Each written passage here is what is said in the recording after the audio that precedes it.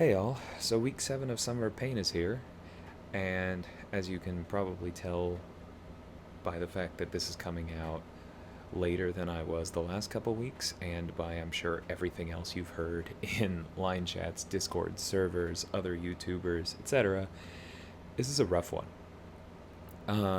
I think if you are a Cavalier player and you don't need to worry about the objectives, well, then I hope you have somebody like, Mr. Negative, Thing, Torch, someone who's either immune to his BS or just does enough damage to bypass it, and then good luck on nuking him down. Congrats on that. For the rest of us, because these objectives require mercenaries, control denial champions, and cosmic champions, this gets ugly quickly. And the main reason is this placebo node. I actually underestimated it the first time that I read through these because I think my brain kind of refused to process that they did something like this. Because the first way I read this was that if he hits you, he places buffs on you. And I'm like, okay, don't get hit. That's a way to punish you if you get hit. That's fair. No, this places buffs on you when you hit him, which is obviously what it says. Whenever striking the defender, he's the defender. What that means is that you're going to have a bunch of buffs on you at all times.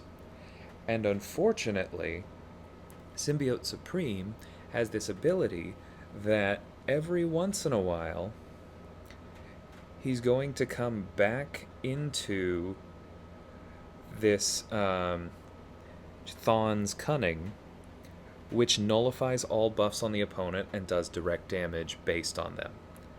So if you have a ton of those placebo buffs up, that's basically, to borrow a phrase from a friend, an auto nuke. You are just like going to lose a ton of health. And this is made worse if you're using a cosmic that relies on buffs in the first place to do damage. Additionally, while you have a buff up, he gets extra damage and lifesteal. Redoubled Determination punishes you for putting debuffs on him, especially bleeds, armor breaks, and poisons. We're going to come back to why that's fun.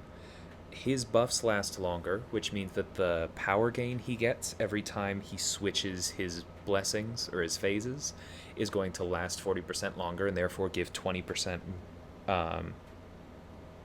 Therefore give, I don't know why I said that. Therefore give 40% more power. He's immune to all forms of power manipulation.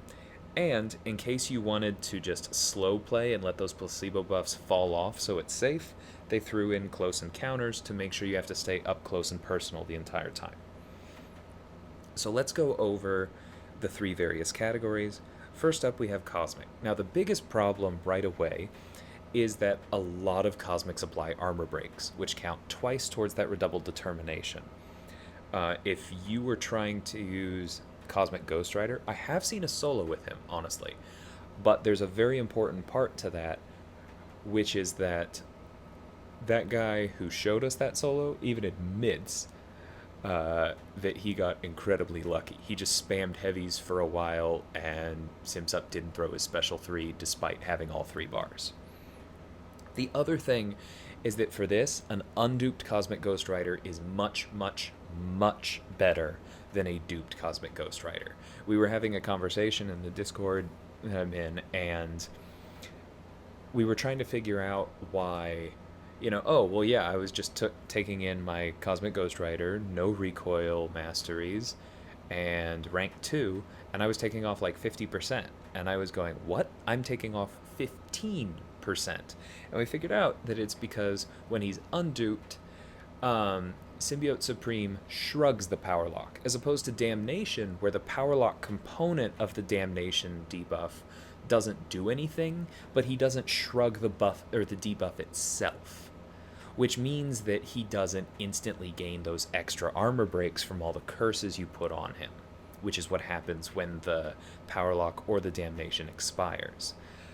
Meaning that a duped Cosmic Ghost Rider is going to do a lot less damage to him. And while you could do that if it was your only option, I wouldn't recommend it. What I ended up doing was using Hyperion. I know that there are already solos out there. The problem with Hyperion, and with a number of these options, honestly, is that there's a certain amount of RNG involved. If the AI cooperates and you get stuns on like all of your special twos, then yeah, you can absolutely solo with Hyperion. Um, I did not have very good RNG on my L2 stuns, which seems to happen every time I actually try to use that. Um, it is what it is. You don't want to rely on random abilities. However, even with that mediocre luck, I would tend to like get one stun and then the next one would fail or the first one would fail, but I wasn't dead yet, so the second one worked. That was letting me, by staying very aggressive, take off about 30 to 40%. And so, or sorry, no, actually, that one was working pretty well. I got down about 40, 50%. So it can be two shot if you're a little bit luckier than I am. I had 4% left the second time, so I had to revive twice. The good thing about this is that Hyperion's health does not matter at all. You are not going to take much block damage because the one good thing that they did this time was they gave him a low sig so he doesn't place a lot of staggers, and they gave him a low base attack. So until it gets boosted into the stratosphere by redoubled determination, he doesn't actually do that much damage. What this means is, like I said, you can just use a level 1 revive with somebody like Hyperion, go back in and do just as much damage as you did the first time when you started at full health. So that's my personal recommendation. If you do not have Hyperion or an unduped Cosmic Ghost Rider, Angela can work very well if you have her duped, because she's probably one of the few quote hard counters in that she gains nullify resistance as her sig goes up and as she gets buffs, and those placebo effects are buffs. So she should pretty quickly, as long as she's even like sig 1, get up to 100% nullify resistance. Now, my friend Work in Progress said that he still had them all get nullified a few times, even with his sig 200 5-star Angela, and so then she just died from the direct damage.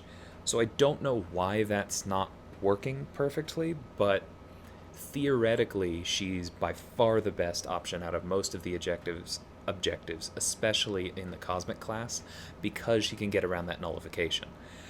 However, do watch for the fact that when you throw her specials to try and manage her buffs at all, she will inflict armor breaks, which count double towards redoubled determination, and will make things a little harder. After that, Corvus can always do quick damage. Captain Marvel movie, if you can stay alive long enough to build her into binary, can do quick damage.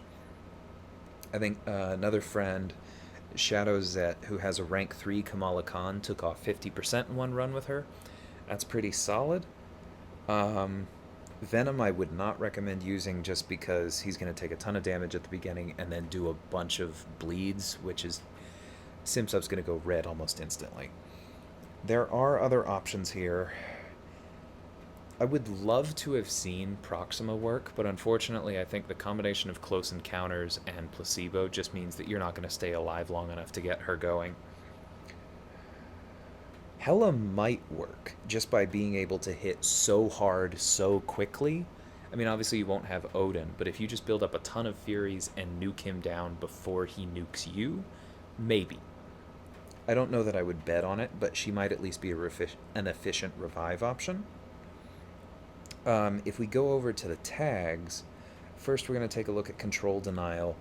Now, there are some good options in here. I've seen a relatively efficient clear with Professor X. I've seen Punisher 99 work relatively well.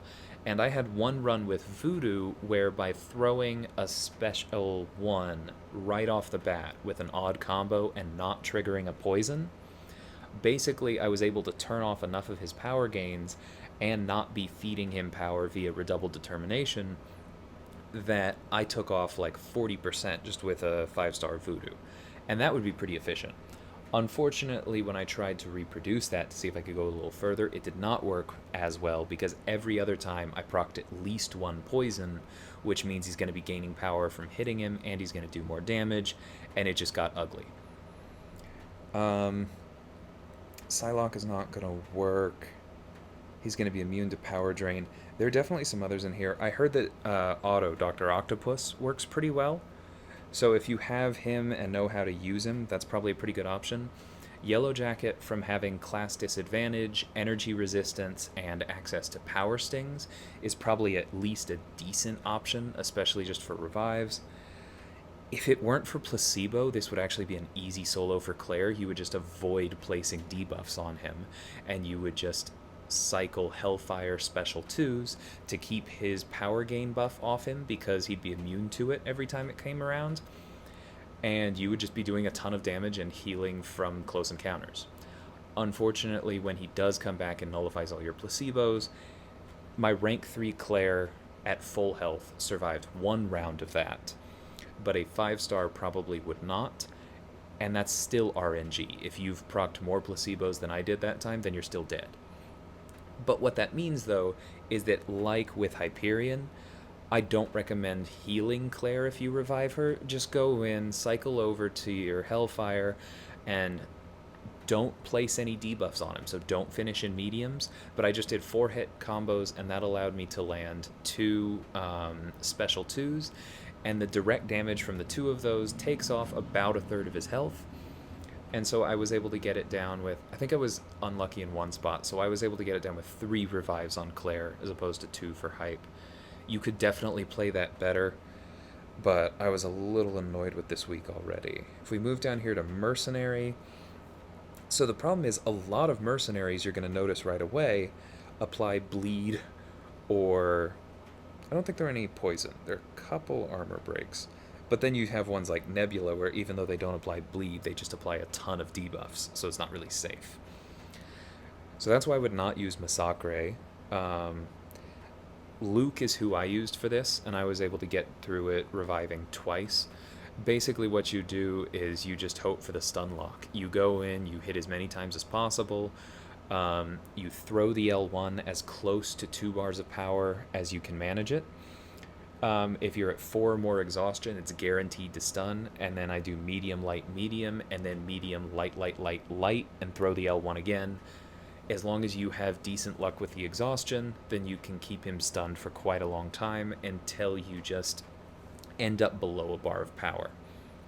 I had pretty bad exhaustion luck, so I don't think 2 revives is unrealistic. However, I should mention that because I knew that I didn't have the best options for soloing this one this week, I went ahead and boosted. I had a 30% boost expiring in my stash, and so this was absolutely worth it for me. So if you are not doing that, and you are also, like me, not using the recoil tree masteries, this one's going to be a little tougher.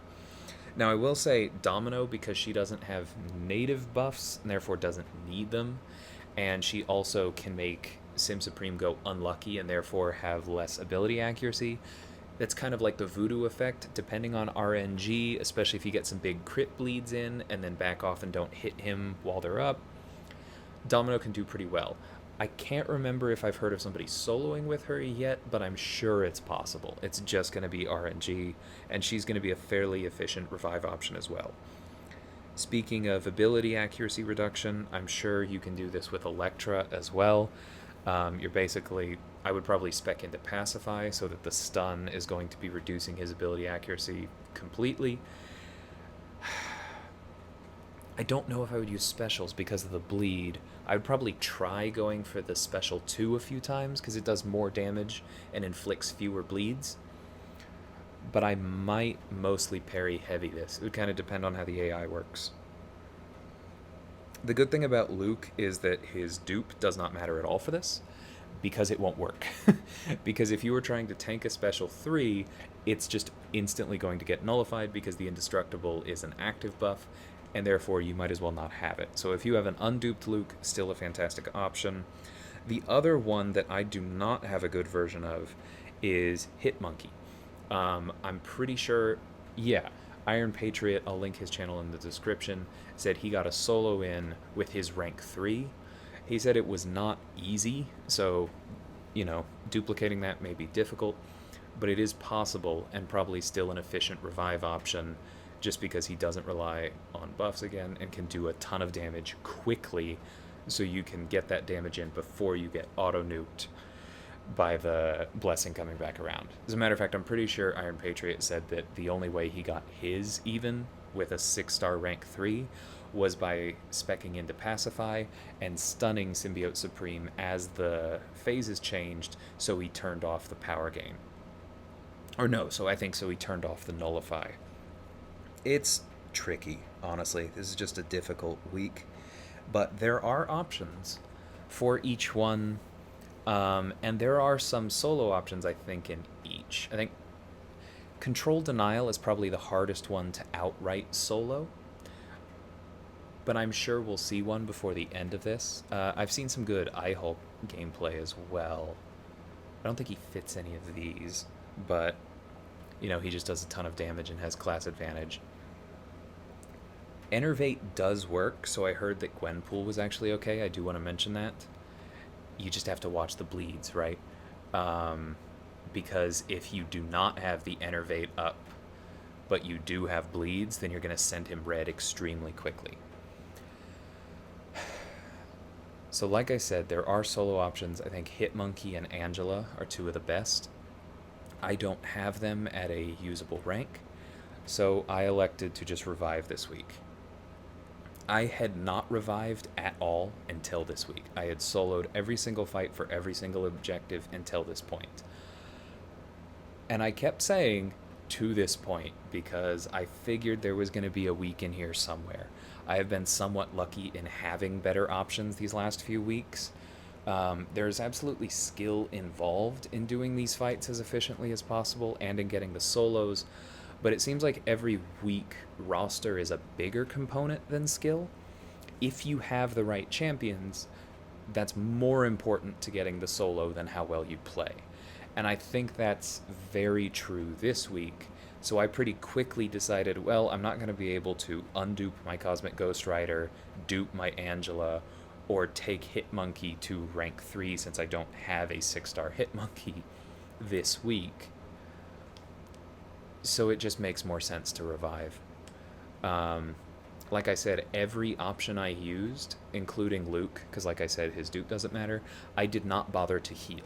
I just used a 20% revive and went back in, so it's fairly painless. You can farm back that amount of revives pretty quickly, and you don't have to worry about potions. So sadly, unlike previous weeks, that's the best I can give you. But please share in the comments if you did manage to get the solo. How did it work out for you? Let me know. If you didn't go for the solo like me, if you decided to just revive on this one rather than worry about it, especially if you don't have the options, then tell me who you used for that. Was it similar to me, someone I didn't cover?